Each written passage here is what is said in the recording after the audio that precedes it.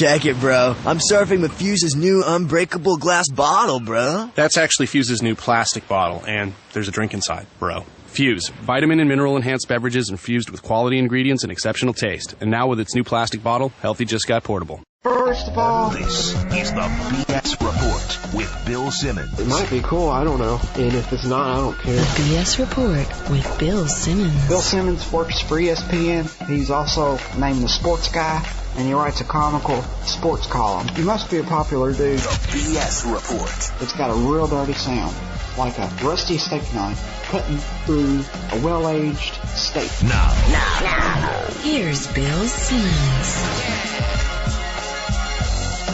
Welcome to the BS Report, special doubleheader this week. We had Adam Carolla on earlier in the week, and we haven't talked to my buddy JackO in a while. Not just about the Yanks and the Red Sox, but I went to Vegas with him 2 weekends ago, so we wanted to recap the weekend a little bit and then talk a little baseball. So let's give him a call right now at work for America's favorite running segment. Johnny, are you worried yet? Complex Litigation, this is John. Johnny. Hey, what's up? What's going on? Not too much. What's up with you? Well, I always call for the podcast when the Yankees aren't doing well and the Red Sox are doing well. So I thought I'd flip it around this time. I see a little reversal. Yeah, I think out of fairness to you, to the Yankee fans. You're gonna jinx us and end our 4-game winning streak. Is that the plan here? No, I didn't even know. 4-game winning streak, really? Really, yeah. 4-game winning streak? Yeah, I'm afraid so, yeah. Really? I had no idea. This ragtag bunch of underdogs, I'll tell you. Who's the starting rotation? You have Cy Young candidate Mike Mussina. Wow. Probable Cy Young runner-up Andy Pettit. I guess he can't really qualify for Rookie of the Year, but phenomenal future number one starter Jabba Chamberlain. He has been pretty good. Wily veteran Sidney Ponson, and the young upstart Darryl Rasner. I don't know if I would have used Wiley. You know? For Sidney. Wait a second. He got waived from Texas. Right. Because allegedly he had some drinking problems. Exactly, yeah. So now he doesn't have a drinking problem? Well, there's not that many bars or anything to do in Manhattan, so it's a good place for him. He's kept it under wraps. What happened to that dude, Dan Geese?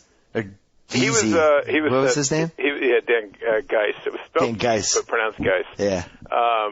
He was sent back down, I believe. He wasn't really doing it for us. So you're feeling pretty good because you're about to get the Bobby Abreu second half surge. Damon's coming back. You finally got Posada's corpse out of the lineup. Anybody? Feeling good is a little strong. I don't know. I feel a little scrappy. Like I have hope, and I probably shouldn't. Like if you look at them on paper, I should have no hope because they're riddled with injuries. They're going to lose Posada for the year. They're going to probably lose Matsui for the year. But you said Matsui was terrible, though. Yeah, I know, but he's an upgrade over Brett Gardner, though. Yeah. Well, we were together in Las Vegas about 10 or 12 days ago, and I happened to be with you when the news ticker broke that the Yankees were interested in Richie Sexson, and the final piece of the puzzle, as we call it. You flipped out. To say it was an expletive-laden barrage, it would be an understatement. It's true, yeah. Now Richie's on the team. Make his case. Well, his numbers against lefties are pretty good, actually. Not awful. He's an upgrade coming off the bench over Chad Moeller and the aforementioned Brett Gardner or Justin Christian. So in that sense, they're getting him for $10 basically. Right.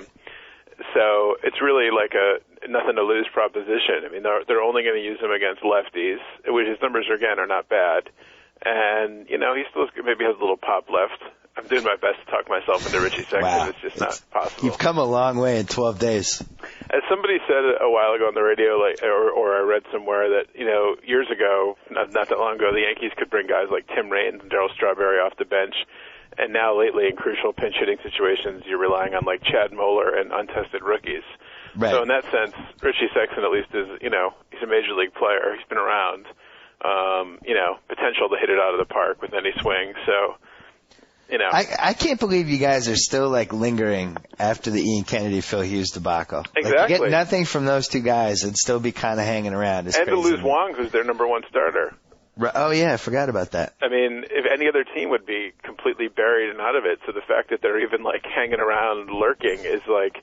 I mean, I see Buster Olney on Mike and Mike in the morning yesterday, and he's like, "Oh, the Yankees just won 3 games in a row," and he like completely discounted their chances.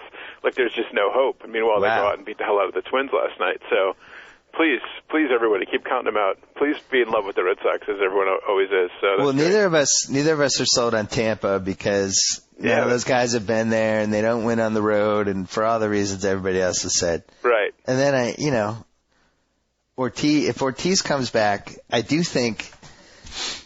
I think his absence has actually been very underrated because I have some Red Sox fan friends who are doing the Sky is Falling routine. And, Ortiz was the best hitter on the team. We haven't had him for like 2 months. Right. And he's also one of those guys that when you're leading 3-2 in the 7th inning, he hits the homer to push the game out of reach. Like, we don't have anybody hitting those homers. Not to mention he's like the most clutch hitter in baseball. And he's the most clutch hitter not on just the team but in baseball. So. Right. To think that he wouldn't have swung like 5, 6, 7 of these games over the last 2 months is crazy to me. And you're still right around first place, so. Yeah, and also like Lester's really turned into a monster. He's huge. He was unbelievable last night. Granted, it was Seattle. Right. But I think he's a borderline number 1 starter on a playoff team now. I'll go farther than that. I think he's been better than Beckett this year. Well, he has, but Beckett, Beckett's Beckett. In the postseason, he's going to be the number 1 guy. Right. Dice has been kind of. He's an enigma. The stats are a little deceiving. I'll leave it at that. But I think Lester's been the most reliable guy. Like I really felt like he was going to stop the winning streak. I'm not in the Sky is Falling camp with the Red Sox, no. But I do. The thing that worries me is I know Ortiz is hitting these homers in the minors, but I always worry about hand and wrist injuries. I don't like them with my hitters. I don't like hands and wrists since those are the 2 most important part of a swing. I love the fact that they hyped it up about 3 games in a row and 3 home runs. Really? In AAA, really? I should really take that to the bank, Do you buy the Angels at all? Because I just watched them sweep the Red Sox this weekend, and they actually, I have to say, had a little swagger to them. I never believe that the Angels will beat the Red Sox in a crucial situation. They'll slaughter the Yankees, but I never believe ever that they would ever step to the plate in the postseason and beat the Red Sox. It's all well and good to do that in July, but when push came to shove in October, they can have all the rally monkeys they want, and they're not beating the Red Sox. They're just not. Well, I want them to. I wish they would, but they just won't. I am worried about their offense a little bit because it took them 3 months, but they finally put Juan Rivera in over Matthews, who was just done, and Howie Kendrick's starting to hit. They Vlad's need one starting more to bat, hit. though. I know, but they have the money to go get it, though. Yeah, but will they? They never pulled the trigger on anything big. Well, I think this year, though, they should. This is the year. You look at the landscape, and they won in, 2002? Yeah. They this is as good of a chance as they had in 2002. Right. Yeah, they should. And that owner is aggressive, maybe, but he allegedly is aggressive. But I mean, did you see him on the Costas show? No. I don't Costas had Costas had a town hall on baseball that was actually really good, in my opinion. Really? And in one of the segments, they had Artie Moreno on. He's not what I expected. I thought he would be this charismatic, whatever. The interesting part in that Costas show is the last segment they have Mays and Aaron on. Mays and Aaron? Yeah, it was pretty good. And Bob Gibson's in the stands. Really? I thought it was a great show. Costas has connections with all those baseball guys, so he can get all those guys on, He got a Bud Selig interview. Really? He talked for 10 minutes about the game. And, I thought it was good. I like that whole town hall concept. Billy Crystal was in the stands. Fantastic. Super Yankee fan. But it was interesting to see Mays and Aaron together. And is there bitterness between those two, or do they get along, Mays and Aaron? They seem like they got along, but deep down, I got the feeling Mays was like, this guy cool. Because at one point Mays casually mentioned in the conversation how he missed the 52 and 53 seasons because of war service. Yeah, he was drafted, right. And he's like, Hank got 715, but I missed I didn't play in 52 and 53. And Costas was like, yeah, that would have been 30 homers each season. And you could kind of see Hank was like, you want to start this, Willie? You want this? So that was kind of interesting, and everybody forgets about that the Willie Mays War Service. That's right, because he would have shattered that record well before Aaron did. I think both of those guys, I think, are secretly bitter that they didn't have steroids back then. Of course, because they Hank would Aaron's have about 900. Yeah, Hank Aaron's like, I would have had 1,000 homers. That's right. But yeah, it was pretty good. I like those Costa shows. All right, let's talk about our Las Vegas trip. Our Odyssey, yes. We had a 4-day bachelor party for our friend house. That's right. You guys flew in on a Wednesday night. Mm-hmm. Into L.A. Into L.A., and then we did the drive on Thursday. That's right. The L.A. to Vegas drive. What were your thoughts on the drive? I was kind of dreading the drive. I just thought, like, it's going to be 150 degrees and 4 hours and in a cramped car, and it just had the potential to be miserable. But it was really fun. It was good male bonding. There was good comedy. We had the Sirius. We listened to the Playboy channel. We did. The sex advice show on the Playboy channel. We did. I learned some things on the way. That was good. Some things I didn't know about. That was enlightening, eye-opening. It was good. The first question we heard was from a guy who referenced really the grossest possible act one human being could do to another, and said that they had done it 3 times, and he was kind of tired of it. Well, he was into it in the beginning, but now that it was pushing up into the 20s, and it was like every time, he was a little troubled by it. And now it's been 25 times, and I'm over it. And so that really got the ride. That pushed the ride to the next level, I think, as did Arby's. Absolutely, yeah, that really did. There was about 40 miles of silence while we just all 3 of us locked into the radio, listening to this. So then we stayed at the Venetian. We did. Beautiful facility. Yeah, the Venetian. I don't know. I don't want to say it was overrated, but the Venetian was a hot spot, and then kind of these other casinos started building their own versions of the Venetian. Like Mandalay had the hotel, and the Palms had the Playboy Suites, and Caesars built the Augustus Tower, and the Venetian kind of got lost in the shuffle. But then you stay there, and the suites were fantastic. Very nice. And also, we liked the living room. It was nice. Yeah, it had the little step down. You also had the food court. The food court was great. Yes. Food court was good on the second floor, and unfortunately, we didn't have a lot of luck at the Venetian. No, we did not. No, the Venetian will be building another wing now, thanks to me. So that'll be good. They can really expand now. Yeah, that was your first extended gambling trip, and by Saturday night you were like Dan Geese. I was. They were sending me back down to the minors, that's for sure. Yeah, I was William H. Macy I'm going to be William H. Macy in the cooler too. The last time I saw you in a gambling thing, you were like slumped against the wall with House's 2 brothers. We were calling you the usual suspects. That's exactly what we look like. You're all of you were basically had reached your gambling limit, but it was only like 12:30. Yeah, pretty much. And we were just like, hey guys, we'll see you back at the Venetian. Exactly. Yeah. We just went up to the bar and had a drink. Yeah.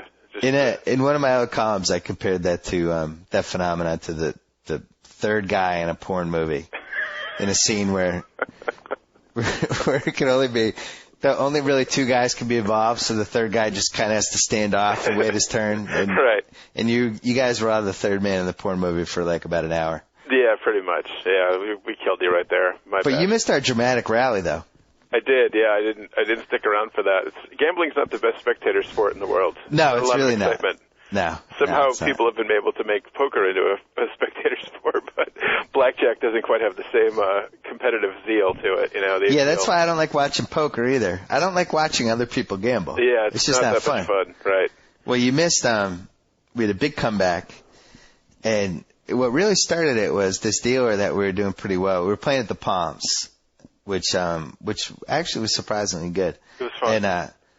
And we had a dealer who we were doing pretty well with, and about a half hour into it, we realized his name on his little tag was Drago. That's right. Now, so I'm like, do I leave? Like, is it a good sign that this guy's named Drago? Is it a bad sign? I just know something's going to happen and it's going to be memorable. I don't know whether good or bad.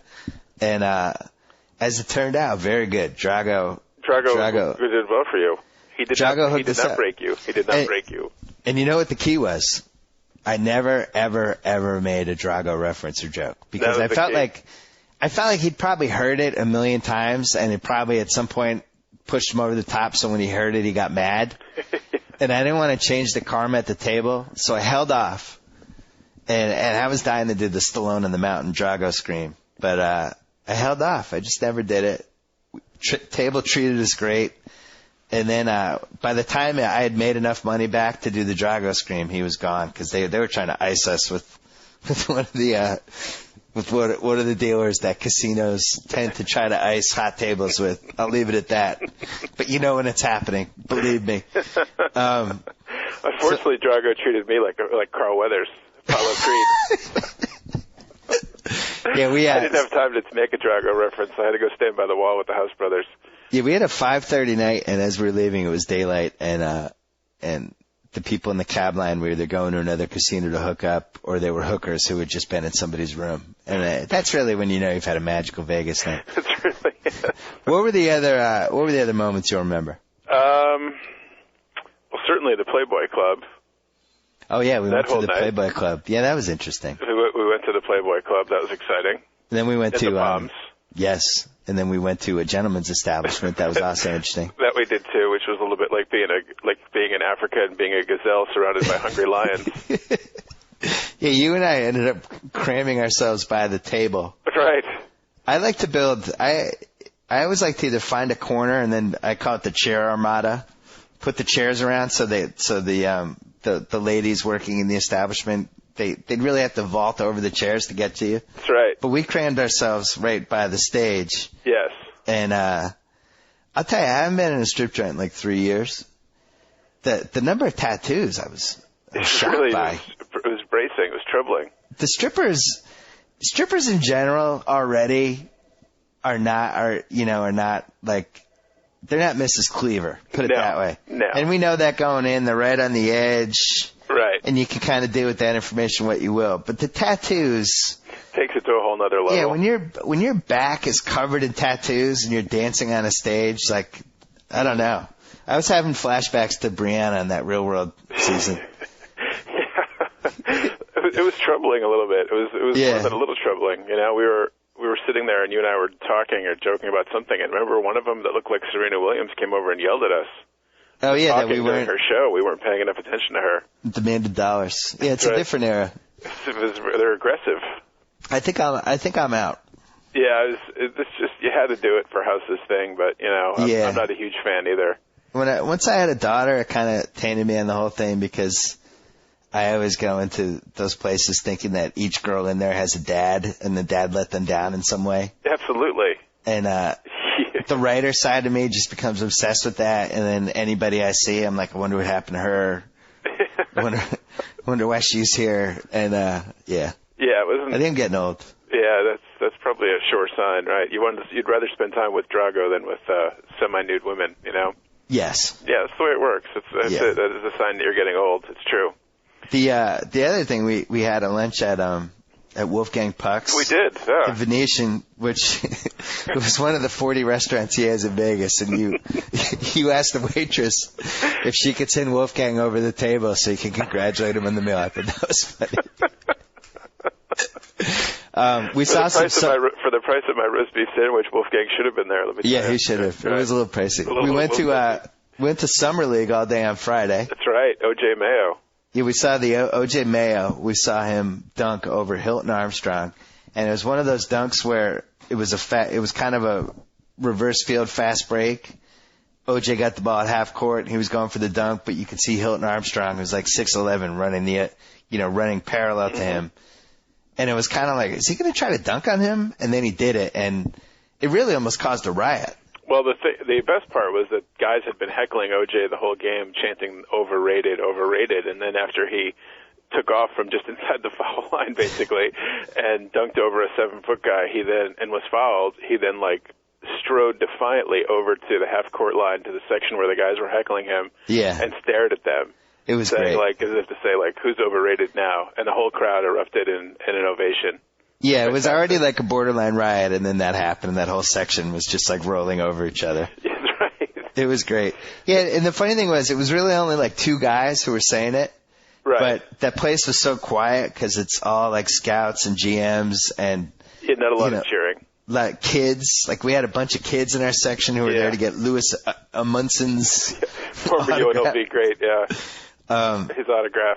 So when at the autograph table after game 1, yeah, he had the autograph table, which we made fun of for a good half hour. Right. But But so when somebody says overrated at Summer League, it's like piercing. It's awkward. It's really loud. Yeah, everybody just kind of cringes. So when he did that, I thought he handled it the right way too. Oh yeah, he didn't go over the top or really. Yeah, he didn't pound his chest or anything. Yeah. No. Yeah. The fact that he's been a professional basketball player since he's 11, that's a factor. I mean, he's ready to play, you know? When you're in your late 20s, you know how to handle those situations. That's right. So we stayed there for like 3 games. Unfortunately, the mistake we made, I think, with Summer League was going at the beginning of the week when none of the players knew each other because it was very choppy. But we wanted to go see O.J. Mayo's first game. I mean, it was that was cool, I guess. And we wanted to see that, but some of the other players, I'll be doing my taxes next year. We'll be playing in the NBA, but it was fun. We saw a couple. Court. We saw a few of them out. Yeah, we did too, which is kind of funny. I won't mention any names, but let's just say we saw one guy who had like a 1:00 game the next day at the Palms at like 3 a.m. Well, we saw some other full-fledged NBA players and GMs and such out in Vegas, so that was a good time to go, you know? Yeah, that was one of my underrated highlights of the weekend is we're at the Venetian and Kiki Vandeweghe, the elevator stopped and Kiki Vandeweghe got in and House and I were just like, and I knew House wanted to make the Tishkavili joke. I knew it was sitting there for him. And I was waiting for him to whisper it, but he never did. And the reason he never did was because Kiki Vandeweghe is like 6'9". Yeah, he's a tall fella. He would have killed us. That's right. I think it would have been more fun if it was Chris Wallace. Yeah, no, then. It was our size. If it got ugly, I think he'd at least be able to get a couple licks in. But Kiki Vandeweghe, gigantic, scary. One of my bigger regrets is when we saw Marcus Camby in the Venetian one night that I didn't go up to him and talk about growing up on the mean streets of Hartford. Yeah, you should have, and how you're campaigning to become the new mayor. That's right. I could have got a picture with Camby, local celebrity. That would have been huge for me. That was a big regret. The other good thing was we watched a lot of hungover TV. We did. Including somebody that, I don't even know how to adequately describe. Why don't you do it? The Steve Wilkos Show? Yes, the Steve Wilkos Show. Yeah, one morning hungover, we were flipping the channels, and you were in control of the remote, and you came upon the Steve Wilkos Show, and this was the first time either one of us had ever seen it, and Steve Wilkos is apparently the former, I guess, security guard or like. No, he is. He's the guy. Show. He was the big bald guy that would stop people from running after one another when they just determined that, they weren't really the father of that baby or whatever. He was the guy who looked like, the guy who looked like Cal Ripken. Cal Ripken. Yeah. And then some genius decided to give him his own show. So now he has his own show where he brings on these degenerates and they sit there and he just berates them. It's like a guy that's accused of molesting his stepchildren. Yeah. The guy has no defense, and this guy just is in his face screaming at him until the degenerate decides he's had enough and he goes to leave. But then that wasn't enough for Steve Wilkos. You don't just leave the Steve Wilkos Show. He follows you out and continues to scream at you the entire way out of the building. It's like Jerry Springer going through roid rage or on crystal meth. Or road or roid rage on crystal meth, He's insane. Exactly. And then his apparently, like the show we watched was a montage of his finest moments, finest being all in the eye of the beholder apparently, but it was like a highlight show, and his tagline, I guess, is that he yells at you to get out of his seat because he owns the seat, and you have to then stand up, and then he grabs the seat and throws it at his own set. Like Bobby Knight. Yeah, he throws the seat and says, like, you don't deserve this seat. Yeah, you're not worthy of my seat. You're not worthy of sitting on my stage, and whips the chair. It is magnificent. And you and I had a discussion as to why anybody would agree to appear on the Steve Wilkos Show, because it didn't appear that it's never like a happy ending for the guest. Right. Like why if you're like in your trailer park and God knows where and you get a call and like, hi, this is the producer of the Steve Wilkos Show. We'd love to have you on as a guest. Like you can't possibly think there's going to be like a happy conclusion. Like you're going to out debate him. No, I think it's even stranger than that. I think they run ads at the end of the show like, are you a stepfather who's ever been accused of molesting your stepdaughter? Call the Steve Wilkos Show now. We want you as a guest. And then these people call because I guess they want it's not even 15 minutes of fame. It's like 1 minute of fame. And they get a paycheck and they get flown first class to Chicago to be berated by a completely insane bald guy. Yeah, I guess it's for the trip to Chicago or whatever, and they put you up in a hotel. Like the joke I made when he had some child molester on, and he's screaming at him, "You molested your kids," and the guy's only defense is, "You know what else I molested last night? The minibar." And you paid for it, Steve Wilkos. Thanks. Yeah. Well, none of them were convicted. It was all like accused. It was all just conjecture. So then, like a lot of it, they involve a lie detector. Yeah, but even the lie detector wasn't really definitive because he didn't say, like, this lie detector showed that you're lying. It was like, we did this lie detector, and you didn't like this question, but, like, if he had the goods on him, I think he would have thrown it at him or screamed it at him, you know? Wilkos like, you didn't like that question, did you? You didn't like it, did you? Screaming and spitting all over the guy. I hope it was amazing. Of this podcast that we get invited on the Steve Wilkos Show and he berates us for degrading his show. Yeah, I'd like to be invited on to talk about him berating us about discussing strippers in a positive light. You had a good time at the Olympic Gardens, didn't you? You don't deserve that chair. Get up. Yeah. Yeah, it was something. I predict I don't think 2008 is going to be his breakout year, but I think 2009 will be when he punches an accused rapist in the face and it turns into a big scandal. Yeah, that's the next logical step from the screaming and the chair throwing. Like, there has to be some actual physical violence. Well, one of these guys is going to have to try to take a swing at him, right? You would think.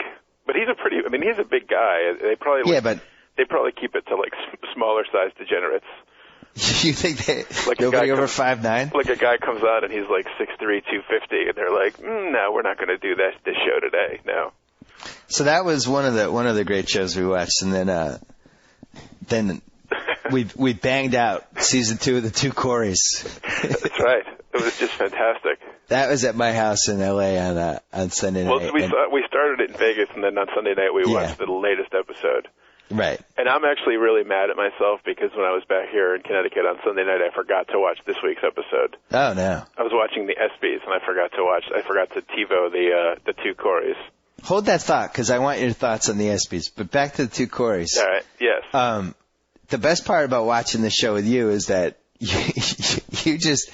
you have open mic night and you're just begging Corey Haim to kill himself. No matter what thing he says, you can spin it into kill yourself, Corey.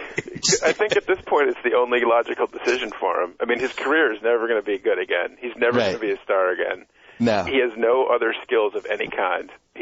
We're not poking fun at suicide. We're just pointing out that this is a guy who is really exhausted all of his life options. I mean, and obviously has really nothing that he'll ever accomplish. I mean, there's no coming back. America is not going to be going to like this big summer blockbuster next year, just starring Corey Haim. It's just not happening. Well, there is coming back. He can accept that he can never be a star anymore, and get a job.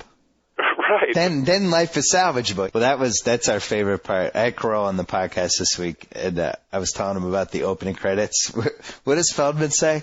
He's like, I mean, when we were in the 80s and we were making movies, there was no stopping us. Yeah, Dream a Little Dream, Lost Boys, there was no stopping us. And then we were like, well, the box office kind of held you back a little bit. The movie-going public seemed to put up a roadblock or two. Studio executives were an obstacle. Basic economics really caused you some problems. Yeah, and the best part is, like, it's not like the two movies. It's not like Corey Feldman was Chaz Sheen in Wall Street. Right. It's not like it's not like they were in Platoon together. Like they were in a good movie that was like a well-respected 80s movie. It was Dream a Little Dream, Lost Boys. What was the other one they were in? Goonies. License to Drive. Together? Did you mention License to Drive? That's right. That was another one. That was their Citizen Kane, I believe. That was a big. Well, see, I always thought Blown Away was their finest movie. The Basic Instinct for the teenage demographic with Nicole Eggert and the Sharon Stone role, and some phenomenal overacting by Corey Feldman. And Corey Haim and Nicole Eggert, I think they had a little on-set romance, didn't they? They did. In fact, when Corey made the list for his assistant in one of the shows we watched, right, all the people he needed to apologize for, which was so long that they had to cut away. Right. She was on the list. She was. That's right. Yeah. Right. So, anyway, we recommend that show. Yeah, the Two Coreys, you can't get enough of it. Steve Wilkos Show and the Two Coreys, really. Trainwreck TV at its finest. Yeah. All right. Well, that's a nice segue, Johnny. The ESPYS, 2008. What were your thoughts? Well, I kind of flipped. I was watching it intermittently, but I thought that Well, Erin Andrews in the pregame show, I thought, did some fantastic work all around. Her interviewing was great. I couldn't get enough of her on camera, let me tell you. And Justin, I'm going to say this, and this is going to sound really like I'm like a squealing teenage girl. I'm going to defend you. I'll defend it. I know what you're going to say, but go ahead. Justin Timberlake is a phenomenally talented individual. Yes, I agree. Just phenomenally talented. I mean, you know, I was not really in the demographic or would never like NSYNC, but he did that dance around about all the different sports things and all the sports scandals and all the sports stories. I mean, he's freaking talented. Yeah. He's always great on Saturday Night Live. I thought even, like, the monologue part was funny, like the thing about, like, Memphis, and he didn't want to talk about that, and, like, hugging Aaron Rodgers and all that stuff. Yeah. I thought he was good. Yeah, I turned the corner on him when he did the 2 Saturday Night Lives. I just thought he was great. And it's a hard show to host, and for somebody to be, like, that good, obviously they're talented. And, you know, like, dancing around and singing and making it funny and poking fun at himself about the Janet Jackson thing, like, I was just like, wow, Justin Timberlake. He just seems like a cool guy. Like, you know, people seem to like him, and it was good. I had a lot of favorite moments. I went to it. Yeah. And I went to the parties after, but I also had some inside information on stuff, which, you know, like that John Carlos and Tommy Smith, they got the Arthur Ashe Award, and one of them was giving the speech and was like, there's been some rumors, we don't get along, sniping in the press. It's not true, we get along as one. And meanwhile, I know that it took a month for them to get together, get them to agree to appear on the same stage together. And they killed each other in a recent article. Yeah, they hate each other. Right. And it was like, hey, we are one. It's like, really? Well, why did it take us a month to get you on the same stage? So that was funny. I love the fact that John Lester comes back from cancer, comes back from lymphoma, comes back, not only pitches a no-hitter, but pitches the winning game in the 2007 World Series and loses the whatever ESPY that was named to the softball player who got carried around the bases. Yeah, that's ridiculous. Really? Yeah, I mean, I hate the Red Sox with an all-consuming passion, but that is ridiculous. And Lester was in, you know, they had a game, and they had the Angels game Friday night. He could have been there. Yeah, he could have. I mean, was it not a good enough cancer? Was lymphoma not, like, imposing enough to come back from? Maybe, like, if he'd come back from kidney cancer, he would win the ESPY? But isn't it voted on by the fans or whatever? Is it who decides the ESPYs? I don't even understand that. It's unclear. By the fans? They claim the fans decide it. I mean, if it's decided by the fans, there's probably a fair amount of anti-Boston bias at this point. I thought it was always decided by who would actually agree to show up. Yeah. But then Danica Patrick was up for 2 ESPYs and didn't win either of them. And, you know, she was there and she presented. And I think something tells me Danica's pretty available for media opportunities. Well, I think camera Danica will be there. Well, you know, she's actually in demand. Really? Yeah, like I think it was a decision for her to come. I think she's at a different place than she was 2 years ago. You think so? So I think she agrees on presenting at the ESPYs. Maybe she's thinking, oh, and by the way, you know, obviously I'll be taking home one. Right. So then she loses best female athlete to like some tennis player who wasn't even there. I don't know. A little slap in the face. It's not good. She won't be at next year's. She looked pretty good, by the way.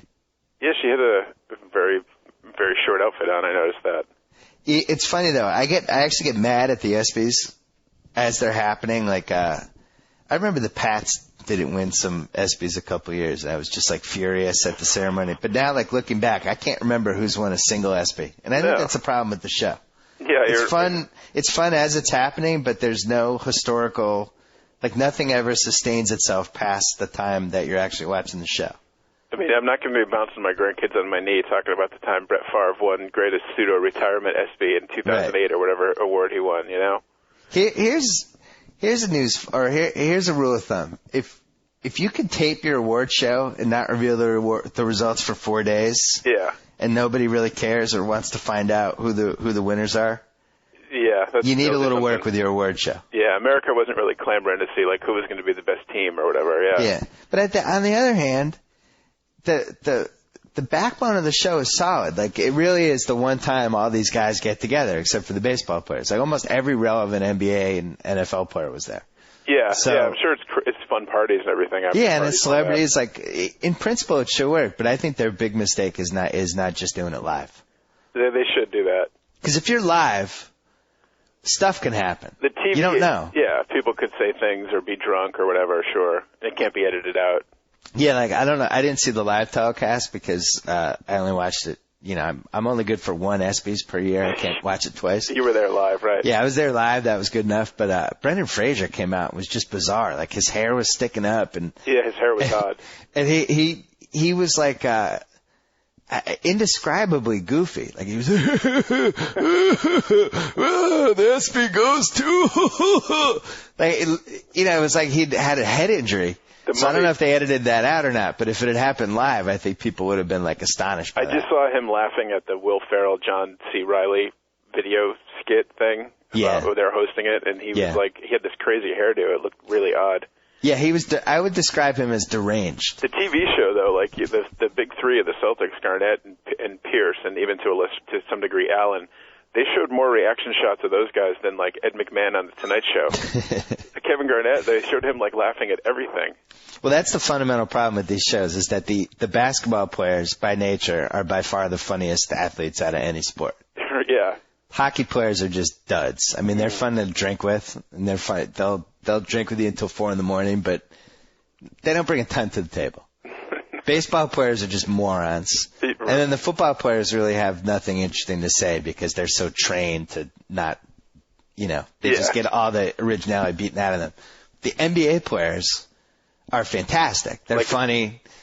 So like Odin participating in that piano thing. Yeah, the NBA players are, you know, some of them are charismatic. They're unintentionally funny. Like they're bringing everything to the table. So to have this show, and it was basically all football awards, like Brett Favre wins, Kevin Everett, the Giants won 4, and just these one terrible speech after another. So then at the end of the night, the Celtics finally win Best Team ESPY, and it was like the funniest part of the night. Like the guys were funny, said funny things. So it makes me think they should just have an NBA awards. All NBA awards. Yeah, ESPY's the All NBA edition, and then invite everybody. Or when the NBA announces their awards, maybe they do it after the season, and they have an award show like the Oscars. Yeah. That could be interesting, too. Just the show, like, I see what you're saying. Like, right between the finals, the night before the draft, they give out the 2008 NBA awards. They hand out MVP, Rookie of the Year, Coach of the Year. I'm watching that. I'm watching the NBA awards. Yeah, absolutely. I would tune into that. You're not with me. It sounds like you got an email from work or something. No. I'm with you. I'm sorry. I was momentarily distracted. I'm right here with you. I'm right here. Did somebody go in the DL? Don't send Steve Wilkos after me. Don't make him throw my chair. All right. So give us your baseball predictions for the rest of the year. My predictions. Yeah. Give me a scale of nervousness, but my predictions. Well, I'm going to get to your scale of nervousness. Who do you think will be the 4 AL playoff teams?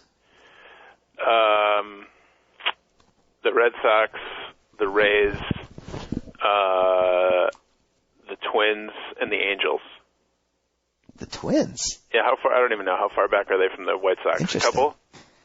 It's a big series for them with this Yankees series. They already got killed in the first game. Yeah, but I'm not totally sold in tonight.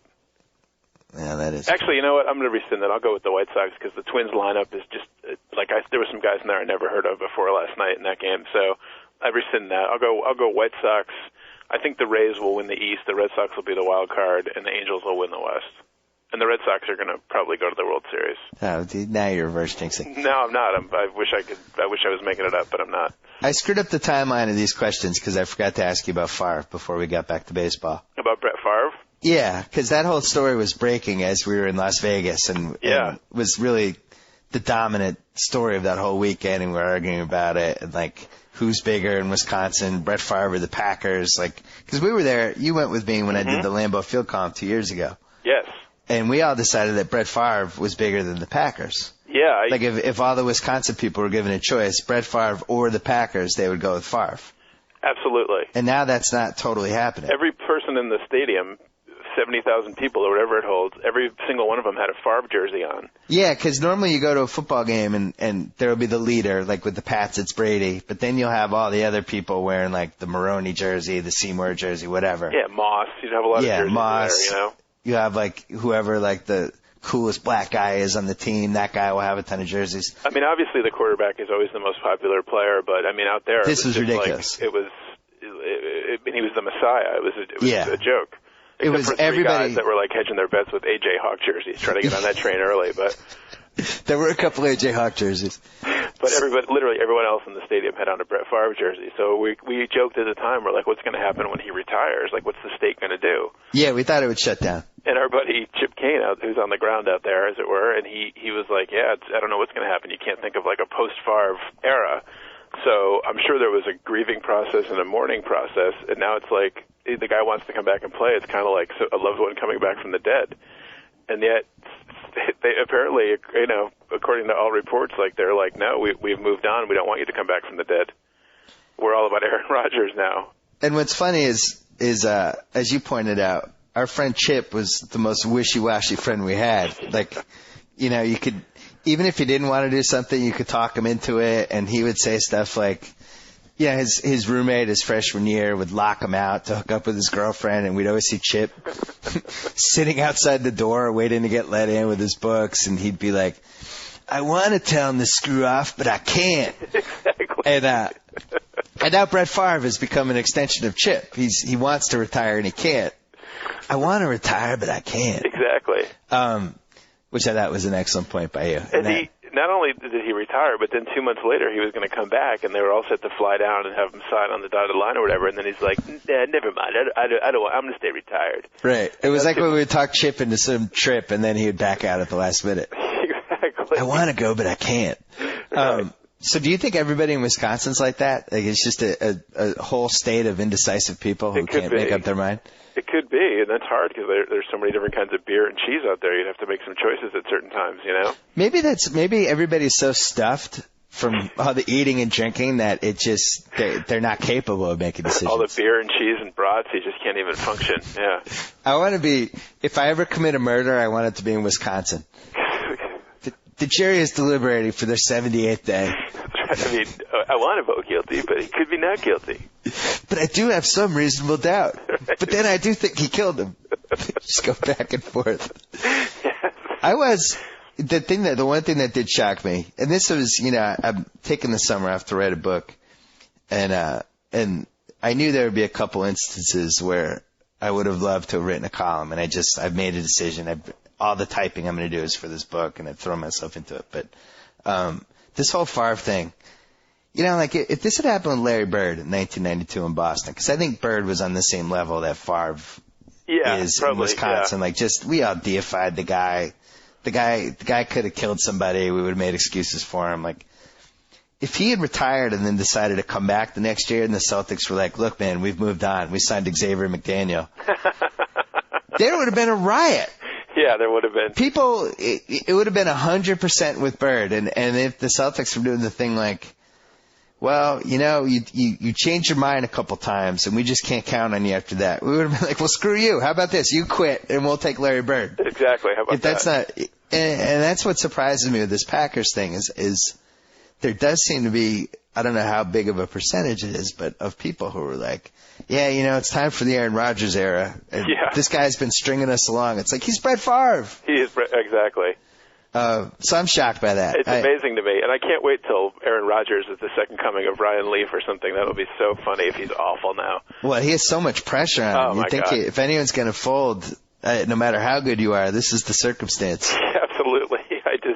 It's unbelievable. But I think Favre, what are they going to do? They can't release. They're not just going to outright release him. And I don't think they can trade him. I think they're going to be like, Brett, thanks for the memories. So many years. Good luck in Mississippi. Frank Gifford. Yeah, exactly. So many years, Brett Favre. So many memories. Right. I just don't see it's not going to have a happy resolution for anybody. I think they're going to trade him the AFC to a team that's not on their schedule. That's my prediction. I think like the Jets or the Chiefs, somebody like that. The Chiefs would be so perfect. It's just like it's like where old quarterbacks go to die, like Montana and now Favre. It'd be so perfect, Yeah.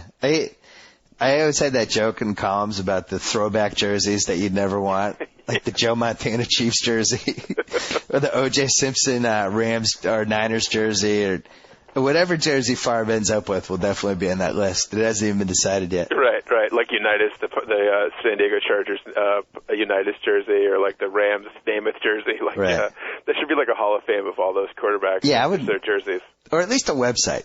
There should be a website that has pictures of each of those jerseys, and you get depressed. The guy just looking bummed out on the sidelines, like, I hate this team, I hate this city. And there's been a ton of them, like even like Dave Cowens, his 1982 Milwaukee Bucks jersey. Nobody even remembers he played for the Bucks. Or Willie Mays on the Mets. Right. Yeah, that's fantastic. Somebody should start that website.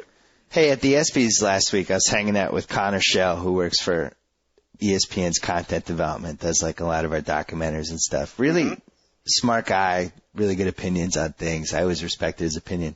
He said he didn't like the podcast when I had my friends on. Really? That was his take, yeah. Wow, Said, I'm a little hurt. Just said he skipped him. That hits me right in the gut there. That hurts. It hurt me too. Has he not seen the wild response from America? The overwhelming, the glee that people greet the podcast with? I said, look, the guy's had his own song written about him. You can't tell me this isn't working. They wrote songs about me. And he's like, look, I love the James Blake one. When you have your friends on, I just am not interested. Wow. I don't care what your friends have to say. Well, I hate ESPN's documentaries, so take that. I hated Black Magic. You hear me? I have literally tens of emails I could show to him of people that just love my work. At least 40. And, of course, a lot of those are from my family, but still. Well, you know what? I took it as a direct challenge that we have to step it up for the last our game. All right. Yeah, the last part of the baseball season. We got to step it up. All right. Connor doesn't think I should have my friends on. Wow, I'm flabbergasted. I might have to go home right now and just go under my covers. I'm a little hurt. The funniest thing is if I called Connor to be on a podcast, he would do it in a heartbeat. Of course. And then get upset when I cut it short after like 35 minutes. So anyway, we're going to step up our game over these last 2.5 months. And I do think the AL East thing is going to be very interesting. Yeah, I mean, one of the more interesting. When's the last time we had a 3-man race? What's that? What if it was a 3-man race?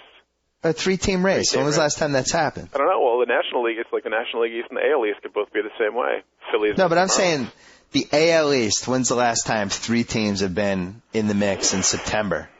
No, it's been a while. It's been 2-team race, but not 3. Even when the Orioles were kind of decent in the mid-'90s, the Red Sox weren't. Yeah, it was Orioles, Yankees, yeah. So that'll be kind of fun. That'll be interesting. See if the Rays have it in them to hang in there. It'll be good. It'll be good. It's a good final end of the season here. I'm going to say no. Yeah, let's hope not. I don't know. We'll see. Oh, one more question. What would you do for what is your, anybody who watches sports has to have a solution for how to prevent that 15-inning All-Star game from ever happening again. From the scenario of Scott Kazmir, who threw 107 pitches on Sunday, coming in on a Tuesday. What is your solution to stem? Well, first of all, I don't think that every team should have to be represented. This notion that, I'm only going to tune in because I'm a Kansas City Royals fan and Soria or whatever his name is was like the representative for the Royals. Now I can go to sleep happy. I think you should just have the best players, pure and simple. Now the fans get to vote on the starters, fine, and then it should just be the best players. You shouldn't have to have just teams, everybody from somebody from every team. I disagree with you because there was one year when I was a kid when the Red Sox only had one All-Star, and it was either Yaz or Jim Rice, and I remember being just excited that we had one guy. So if you're a kid and your team doesn't have an All-Star, you feel like you failed. But you got to think of the kids, John. Deserve it. I mean, the Mariners don't deserve to have an All-Star. They're awful. Yeah, they probably don't. I mean, Ichiro gets voted in, I guess, but yeah. I mean, teams like the Royals don't deserve to have an All-Star. They just don't. The Pittsburgh Pirates don't deserve to have an All-Star. Oh. I'm sorry. But, I mean, in terms of, what do you do to make sure it doesn't go to 15 innings and it's tied, I mean, you're like every sports fan has to have an answer, and I'm going to disappoint you because, I don't know, you can't blow out some guy's arm and have him pitch 5 innings as a starter like it was a real game. I have an answer. Okay. And it's an easy one. And you end it with a home run derby, like a penalty shootout thing? No, forgive me if this has been mentioned. And... I haven't really been on the internet in the last month because I've been working on this book. So if somebody has said this before me, You've been working on your biography of Miley Cyrus. It's a book that has to be written. Right. I swear on my kid's life that this was my idea. And if somebody else came independently of me, so be it. They should pick the 5 best rookies in each league, and they would just be the emergency guys for after the 12th inning. And is pitchers any position? 3 pitchers. Well, actually, they make it 3 pitchers and 1 position player. So you get 4 for each thing. And then those guys cannot be used until after the 12th inning. So you have these guys that will just be happy to be there. They get a free trip. They get to hang out with guys, their heroes. And if they don't play, they're not going to be upset. But then we have this emergency contingency if we ever run out of pitchers. Like, for instance, who's a rookie pitcher in the AL? I'm trying to think. Well, there really aren't that many, I guess. Like Buck Holtz or somebody? Yeah, is Buck Holtz technically a rookie? I don't know. Well, no. Yeah, he is. Yeah, no, he is a rookie because he pitched less than 50 innings last year. Okay.